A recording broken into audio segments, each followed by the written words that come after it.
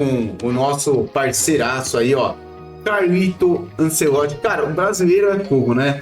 Os caras, o Carlo Ancelotti, mano, mal assumiu a seleção brasileira, já inventaram um apelido pro cara, tá? Já vamos começar, já estavam chamando ontem aí ai, Carlinhos, porra, Carlinhos do cacete, mano. Pô, é o Carlo Ancelotti, cara. Não dá pra chamar o cara de Carlinhos, não. Mas tá rodando tudo bem, vamos começando aí, vamos falar de Carlo Ancelotti. Carlo Ancelotti aí, ó, pra vocês no Instagram do Mr. Carlo Ancelotti. Cara, ele saiu do Real Madrid aí, teve sua despedida agora no final de semana. Todo mundo pôde presenciar e ver, né? Ha sido extraordinário, tem sido extraordinário viver essa história com vocês, né? Uma história de envolvimento, ó, liga aí, ó, vamos dar uma olhada aqui, Carlo Ancelotti, não tem nem o que falar, né, mano? O Carlo Ancelotti era o melhor nome pra mim no momento pra seleção brasileira, era o cara da seleção brasileira, e dá pra ver só pela base de troféus aí do Carlo Ancelotti, você já vê a grande diferença aí que ele tem pra outros treinadores, mano. Ah, mas a gente poderia ter chamado tal. Gente, não tinha treinador, eu acho, capaz de assumir a seleção brasileira. Tinha até o Jorge Jesus aí, que tem feito grandes trabalhos aí depois que sai do... tem feito não, ele fez grande trabalho no Flamengo, grande trabalho no Al Hilal, mas aí é o assunto para outra data, né? Jorge Jesus acabou não vindo pro Brasil porque dizem que o pai do Neymar tava no cangote da seleção brasileira, da CBF, para não chamar ele porque ele não gosta do Neymar, né? Tipo, ele não se deu bem com o Neymar. Mas agora a gente tem aqui Carlo Ancelotti aqui, ó, chegando, um cara, pô, só no Real Madrid, tá? 3 Champions, o cara tem 3 campeonatos mundiais pelo Real Madrid, aí tem La Liga, tem Copa do Rei, Copa, sei lá, da Espanha, o cara tem tudo, mano, ganhou tudo pelo Real Madrid, um ótimo treinador, eu acho que tem tudo pra dar certo. Carlo Ancelotti aqui no Brasil, tá? Ele já viajou pro Brasil, já está aqui no Rio de Janeiro já. Vamos ver só os clubes aqui, ó, pra você ter ideia do tamanho do Carlo Ancelotti pro Brasil, tá bom? Ele começou no Reggiana, lá da... acho que é Reggiana, né? O time italiano. O Parma, Juventus, Milan, Chelsea, PSG, Real Madrid, Bayern de Munique, Napoli, Everton e Real Madrid, né? Ele teve 2 passagens pelo Real Madrid. Pelo menos eu lembro de alguns trabalhos dele, por exemplo, no Milan ele foi muito bem, tá? Muito bem.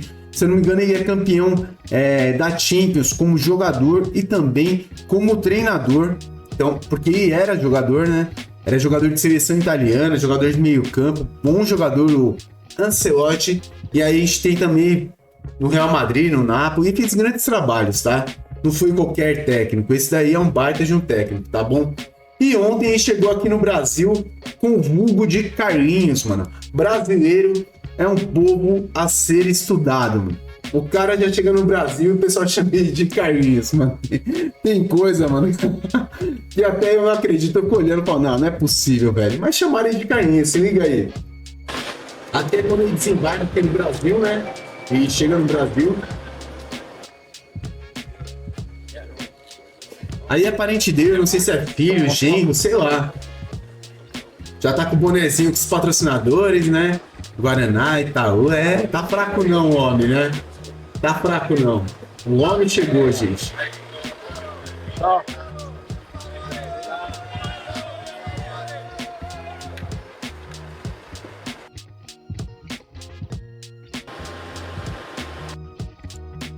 Não, ele tá bem, né, mano? Porque assim, já chega, ele sai do Real no sabadão, já chega aqui no domingo já. E, mano, o cara já vai direto pro hotel e vai viver bem lá no Rio de Janeiro, gente.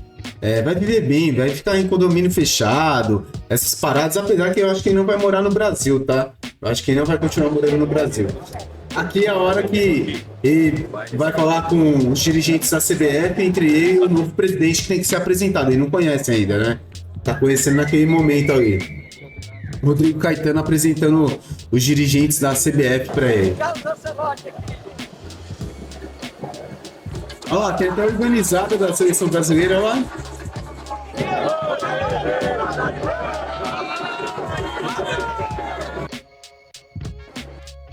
Cara, por essa eu me surpreendi, tá? Eu nem sabia que a gente tinha torcida organizada no Brasil. você tem geralmente lá na Argentina mesmo rola, lá tem aquela questão lá de ter uma organizada, né? Tem a barra e tal, aquelas organizadas lá, que os caras se juntam sim, em prol da seleção argentina.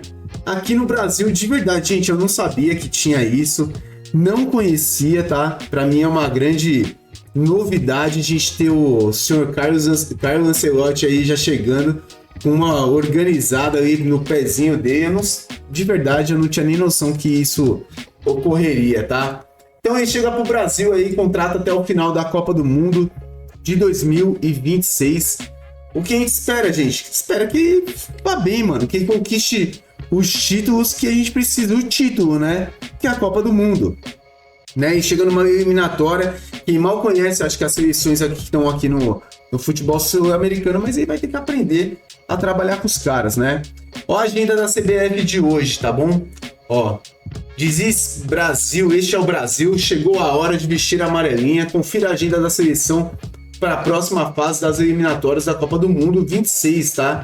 Dia 26/5, hoje, né? Convocação de Carlo Ancelotti para a seleção brasileira. 5/6, Equador e Brasil lá no Equador.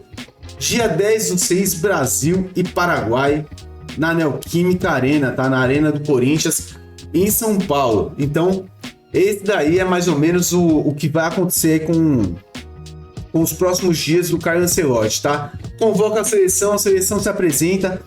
Treinamentos, para quem não sabe, da seleção brasileira serão feitos no CT do Corinthians.